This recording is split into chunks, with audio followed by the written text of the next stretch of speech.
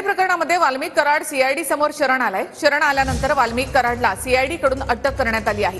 राजकीय द्वेषापोटी हत्या प्रकरणामध्ये माझं नाव जोडलं जात असल्याचं वाल्मिक कराडनं म्हटलंय। खंडणी प्रकरणातील आरोपी वाल्मिक कराड पुण्यात सीआयडी समोर शरण आलाय। सीआयडी कडून बीड हत्या प्रकरण खंडणी प्रकरणात वाल्मिक कराडची चौकशी झाली। 22 दिवस कुठे होता? सीआयडीच्या अधिकाऱ्यांनी कराडला हा सवाल केला। संतोष देशमुख हत्या प्रकरणात संबंध आहे का असा देखील प्रश्न वाल्मिक कराडला विचारण्यात आला। खंडणीच्या प्रकरणासंदर्भात देखील सीआयडीने वाल्मिक कराडला प्रश्न विचारलेत। सीआयडीला शरण जाण्यापूर्वी कराडनं एक व्हिडिओ जारी केलाय। केज पोलीस स्टेशनला खोटी खंडणीची फिर्याद दाखल झाल्याचा कराडचा आरोप आहे।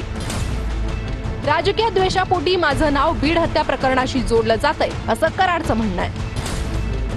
हत्या प्रकरणातील आरोपींना फाशीची शिक्षा द्या, कराडनं ही मागणी केली आहे। मला अटकपूर्वचा अधिकार असताना मी सीआयडी ऑफिस पुणे पाषाण रोड इथं सिलेंडर होत आहे।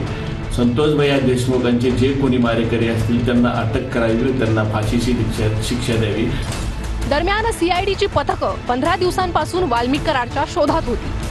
पोलीस तपासात जे निष्कर्ष दिल्यानंतर मी दोषी दिसलो तर न्यायदेवताने मला जे शिक्षा देईल ती मी भोगायला तयार आहे। सोमवारी वाल्मिक कराडचं शेवटचं लोकेशन समोर आलं होतं।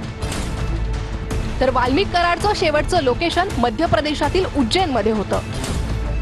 त्यानंतर वाल्मिक कराडचा फोन बंद असल्याचंही समोर आलं। 27 डिसेंबरला कराडच्या पत्नीची सीआयडी कडून चौकशी करण्यात आली होती। फडणवीसांच्या आदेशानंतर कराड आणि त्याच्या नातेवाईकांचं बँक खातं गोठवण्यात आलं होतं।